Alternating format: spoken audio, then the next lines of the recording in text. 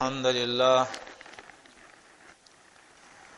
والصلاة والسلام على من لا نبي بعده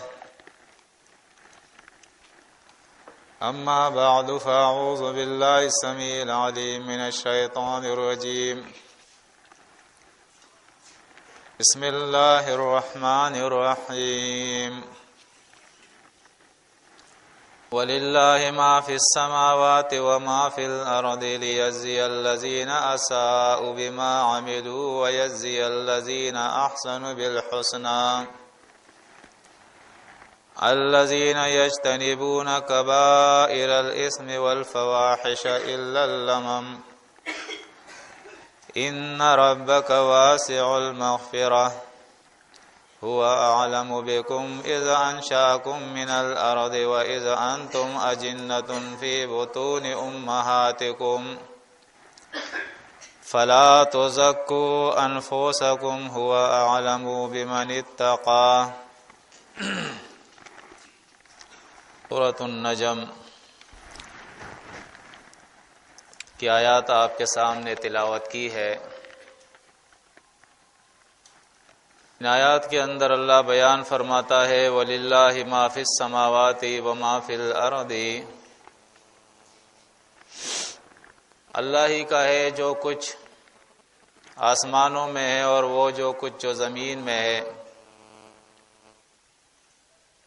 جو انسان کو اللہ نے اس کائنات کے اندر، اس دنیا کے اندر پیدا کیا ہے اور پھر اپنی نعمتوں سے نوازا ہے، کسی کو زیادہ دیا ہے، کسی کو کم دیا ہے.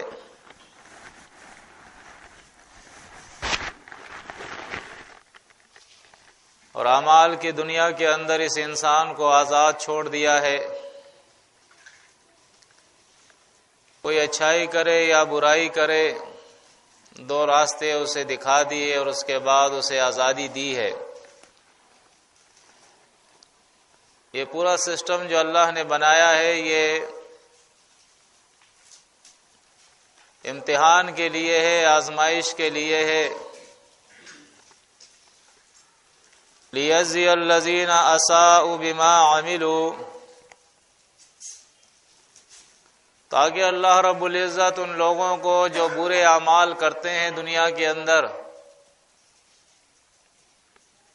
کہ برے اعمال کا ان کو بدلہ دے. وَيَجْزِيَ الَّذِينَ أَحْسَنُوا بِالْحُسْنَى، اور جو لوگ نیک اعمال کرتے ہیں، اچھے کام کرتے ہیں دنیا کے اندر، اللہ کی توحید پر ایمان رکھتے ہیں، گناہوں سے اپنے آپ کو بچائے رکھتے ہیں، ایسے بہتر عمل کرنے والوں کو اللہ بہتر بدلہ دے، انہیں جنت عطا کرے. یعنی یہ دنیا جو ہے یہ دار العمل ہے، دار الامتحان ہے. یہاں انسان کو اس لیے بھیجا گیا ہے کہ وہ اللہ کے احکامات پر عمل کرے، اللہ کی بندگی کرے، اس کے احکامات سے بغاوت نہ کرے. لیکن اس مقصد کو فوت کر دیا گیا ہے. اس سے پہلے بھی اور اس امت کے اندر بھی لوگوں نے اسلام کو اور اللہ کے دین کو ایک پارٹی کی طرح بنا لیا ہے کہ جو اس پارٹی کے اندر، اس جماعت کے اندر داخل ہو گیا، چاہے اس کا عقیدہ اور عمل کیسا ہی ہو، بس وہ بخشا بخشایا ہے اور جنتوں میں داخل ہوگا. یہی بگاڑ اہل کتاب کے اندر بھی آئی تھی اور آج اس امت کے اندر بھی ہے. وہ لوگ بھی باوجود شرک، کفر اور بدعمالیوں کے یہ سمجھتے تھے کہ ہم ہدایت یافتہ لوگ ہیں، انبیاء کی اولاد ہے، جنت میں ہم جائیں گے، اور اگر جہنم میں چلے بھی گئے تو کچھ دن رہیں گے اور اس کے بعد اللہ ہمیں دوبارہ جنتوں کے اندر داخل کر دے گا. ہمارے انبیاء، ہمارے اولیاء، وہ ہماری شفاعت کریں گے اور اللہ غفور الرحیم ہے، وہ ہمیں معاف کر دے گا۔ آج ہم اپنی اس امت کا، اس قوم کا جائزہ لیں۔ بدعقیدگی آج اس امت کے اندر انتہا کو پہنچ گئی ہے۔ یعنی قرآن جو نقشہ کھینچتا ہے ہمارے سامنے، پچھلی قومیں انبیاء کی بندگی کرتے تھے، اولیاء کی بندگی کرتے تھے، ان کی پوجا پاٹ کرتے تھے، سورج چاند اور ستاروں کی پوجا پاٹ کرتے تھے، ملائکہ کی کرتے تھے اور جنات کی کرتے تھے، یا انہی نیک لوگوں کی بت اور ان کے اوثان اور صنم بنا کر جو ہے وہ اس کی پوجا پاٹ کرتے تھے اور وہاں جا کے ان سے اپنی حاجتیں طلب کرتے تھے۔ لیکن ہماری یہ قوم اس شرک کے اندر اتنی آگے بڑھ گئی ہے کہ وہ جو شرک ان کے اندر تھا وہ تو اس قوم کے اندر بکثرت موجود ہے، لیکن اس کے علاوہ بھی آپ اس قوم کا جائزہ لیں کہ یہ قوم بدعقیدگی کے اندر کتنی بڑھ گئی ہے۔ یعنی انسان تصور نہیں کر سکتا ہے، آج اس کی گاڑی کے نیچے گندا جوتا لٹک رہا ہے اور اس کا عقیدہ ہے کہ اس گندے جوتے سے میرا کام ہوتا ہے، یہ میری گاڑی کو بچاتا ہے، نظر سے بچاتا ہے، تکالیف سے بچاتا ہے۔ گھوڑے کے نال پر اس کا عقیدہ، گائے کے سینگ پر اس کا عقیدہ، یعنی کوئی ایسی چیز رہی نہیں جس کے اوپر اس مسلمان کا عقیدہ نہ ہو کہ اس سے بھی نفع اور نقصان ہو سکتا ہے۔ اور بدعمالیوں کے اندر آپ دیکھیں یہ قوم، وہ کون سا گناہ ہے جو اس قوم کے اندر نہیں؟ یعنی جن اعمال کی برائی اس امت کے اندر بیان کی جاتی ہے، ان برائیوں کے اندر سب سے بڑی برائی جو بیان کی جاتی ہے وہ ہے سود کی بیماری، سود کی برائی۔ لیکن آج سود اس امت کے اندر اتنی کثرت سے پھیلا ہوا ہے کہ باوجود اس برائی کو بیان کرنے کے آج ہر شخص کہتا ہے کہ سود سے تو کوئی بچا ہی نہیں ہے، اس بات کا اقرار بھی کرتے ہیں۔ اس کے علاوہ ماں باپ کی نافرمانی، ناجائز قتل و غارت گری، ناجائز قتل، زنا، جھوٹ، ملاوٹ، رشوت، نشے، جوا، یعنی یہ وہ گناہ ہیں جو بڑے بڑے گناہ ہیں، اور آج کثرت سے اس قوم کے اندر یہ پائے جاتے ہیں۔ ہم غور و فکر کریں اس بات کے اوپر کہ کیا وجہ ہے۔ یہ مسلم قوم ہے، لا الہ الا اللہ محمد الرسول اللہ کلمہ پڑھتی ہے، قرآن کو مانتی ہے، رسول کو مانتی ہے، اللہ کو مانتی ہے۔ یہ قوم، انہوں نے مساجد بنائے ہیں، نماز پڑھتے ہیں، داڑیاں رکھی ہے، حج ادا کرتے ہیں، قربانیاں کرتے ہیں، رمضان کے روزے رکھتے ہیں۔ اس کے باوجود اس قوم کے اندر اتنا شرک، اتنا کفر، اتنی بدعات، اتنے رسومات، گناہ کبیرہ، کیا وجہ ہے جو اس قوم کے اندر یہ ساری چیزیں پائی جاتی ہے؟ بغور جائزہ لینے کے بعد جس طرح اہل کتاب کے اندر اللہ بیان فرماتا ہے وَغَرَّهُمْ فِي دِينِهِمْ مَا كَانُوا يَفْتَرُونَ،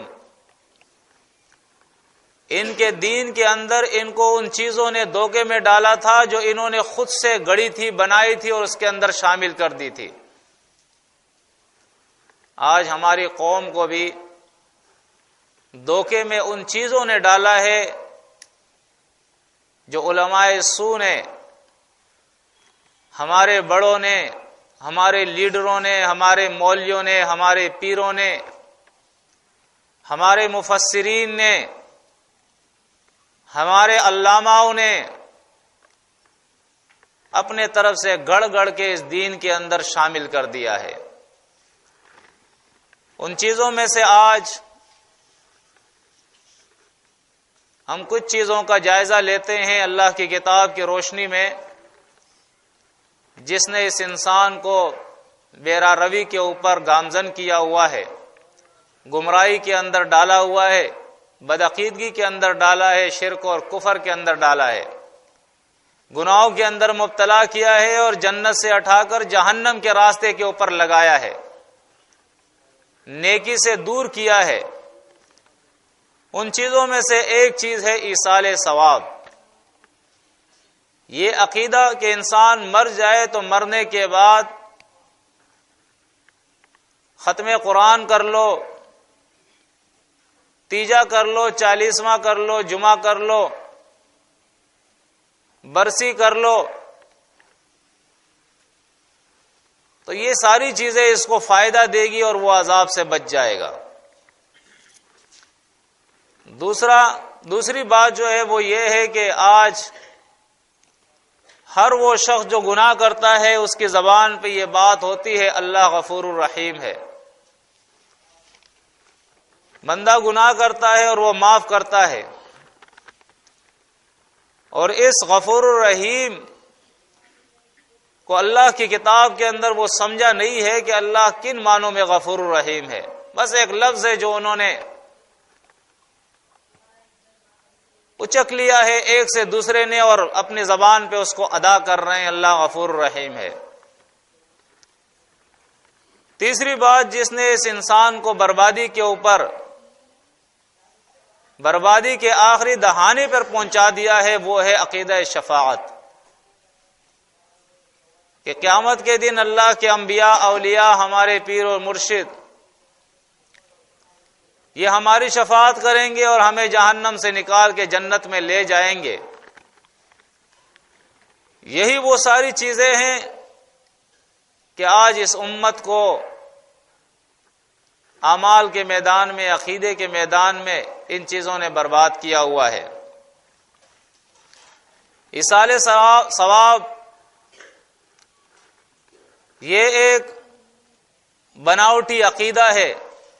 خود ساختہ عقیدہ ہے جو لوگوں نے اپنے طرف سے گڑھ کے اسلام کے اندر داخل کیا ہوا ہے۔ قرآن اور سنت کے اندر آپ دیکھیں، حدیث کے اندر آتا ہے اللہ کے نبی صلی اللہ علیہ وسلم نے فرمایا، مسلم کی حدیث ہے، اذا مات الانسان انقطع عملہ، جب انسان مرتا ہے تو اس کے اعمال کا رجسٹر بند ہو جاتا ہے۔ اللہ کے نبی صلی اللہ علیہ وسلم نے کہا کہ جو کچھ اس نے اپنے لیے کیا ہے بس اس کا وہی کام آئے گا، اب اس کا رجسٹر بند ہو گیا ہے۔ انسان کے لیے اگر کچھ کر سکتا ہے تو صرف دعا ہے، دعا کے علاوہ کچھ نہیں کر سکتا یہ۔ اور دعا کے لیے بھی قرآن شرط رکھتا ہے کہ کسی ظالم اور مشرک کے لیے آپ اللہ سے دعا نہیں کر سکتے، اور پھر اللہ نے اس کے لیے مثالیں بھی دی ہے کہ جب نوح علیہ السلام نے اپنے بیٹے کے لیے دعا کی تو اللہ نے منع فرما دیا سختی کے ساتھ۔ ابراہیم علیہ السلام نے اپنے باپ سے وعدہ کیا تھا لیکن پھر بیزاری کا اعلان کر دیا جب بات سامنے آ گئی کہ یہ اللہ کی نافرمانی ہے۔ اس طرح قرآن مجید نے یہ بات واضح کر دی ہے،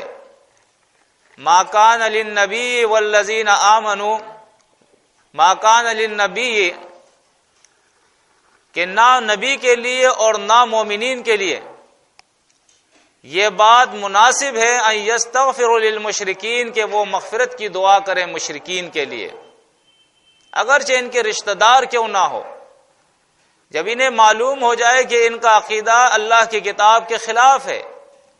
ان کے عقیدے میں شرک ہے یا گناہ کبیرہ کرتے ہوئے یہ دنیا سے چلے گئے ہیں، تو ایسے لوگوں کے لیے پھر وہ مغفرت کی دعا نہیں کر سکتے ہیں۔ تو دعا کے لیے بھی ایک حد اللہ نے مقرر کی ہے کہ اگر وہ بدعقیدہ نہیں ہے تو آپ اس کے لیے دعا کر سکتے ہیں، لیکن اعمال کے معاملے میں کوئی بھی شخص کسی کے لیے عمل نہیں کر سکتا۔ جیسے اسی سورہ النجم کے اندر بھی اللہ فرماتا ہے اللہ تزر وازرۃ وزر اخری، کہ کوئی بوجھ اٹھانے والا کسی اور کا بوجھ نہیں اٹھا سکتا، ہر آدمی اپنا بوجھ اٹھائے گا۔ اسی طرح سورہ الجاسیہ کے اندر اللہ رب العزت بیان فرماتا ہے من عمل صالحا فلنفسہ، کہ جو شخص نیک کام کرے گا وہ اپنے لیے کرے گا، کسی اور کے لیے نہیں کرے گا۔ اسی طرح یہ سورہ نجم ہی کے اندر اللہ رب العزت بیان فرماتا ہے وَأَلَّيْسَ لِلْإِنسَانِ إِلَّا مَا سَعَى وَأَنَّ سَعْيَهُ سَوْفَ يُرَى،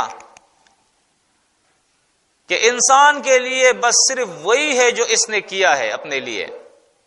اور ان قریب یہ اپنے اعمال کو اپنی آنکھوں سے دیکھ لے گا، ایک دن آنے والا ہے، اس دن کسی پر کوئی ظلم نہیں ہوگا۔ فَمَن يَعْمَلْ مِثْقَالَ ذَرَّةٍ خَيْرًا يَرَهُ وَمَن يَعْمَلْ مِثْقَالَ ذَرَّةٍ شَرًّا يَرَهُ، جس نے نیکی ذرہ بھر بھی کی ہوگی وہ اپنی آنکھوں سے اس کو دیکھ لے گا، اور جس نے ذرہ بھر بھی کوئی گناہ کا کام کیا ہوگا وہ بھی اپنی آنکھوں سے دیکھ لے گا کہ یہ میرا وہ عمل ہے جو دنیا میں نے کیا تھا۔ اور اس انسان کے لیے وہاں ترازو لگے گا، اس ترازو کے اندر اصال ثواب نام کی کوئی چیز نہیں ہوگی، تیجا 40واں برسی نام کی کوئی چیز نہیں ہوگی، شفاعت نام کی کوئی چیز نہیں ہوگی۔ سب سے پہلے اس کے عقیدے کو دیکھا جائے گا، اگر عقیدہ اس کا صحیح ہے تو پھر اس کے اعمال کا وزن ہوگا، اگر عقیدہ صحیح نہیں پھر تو اعمال کا وزن بھی نہیں ہوگا۔ فلا نقیم لهم یوم القیامت وزنا، پھر تو اس کو اولئک حبطت اعمالهم، اس کے اعمال برباد کر کے اس کو جہنم کی آگ کے اندر داخل کر دیا جائے گا۔ تو وہاں انسان کا عمل تولا جائے گا، اس نے کیا اچھا کیا کیا برا کیا۔ قرآن مجید بار بار اس بات کو بیان کرتا ہے، جیسے سورہ المنافقون کے اندر اللہ بیان فرماتا ہے وَأَنفِقُوا مِمَّا رَزَقْنَاكُم مِّن قَبْلِ أَن يَأْتِيَ أَحَدَكُمُ الْمَوْتُ، موت کے آنے سے پہلے پہلے اللہ کے راہ کے اندر خرچ کر لو، موت کے آنے سے پہلے پہلے۔ قرآن شرط لگاتا ہے، موت اگر آ گئی تو حدیث کے اندر تو یہاں تک آتا ہے کہ ایک شخص اگر بستر پہ پڑ گیا ہے، بیمار ہو گیا ہے،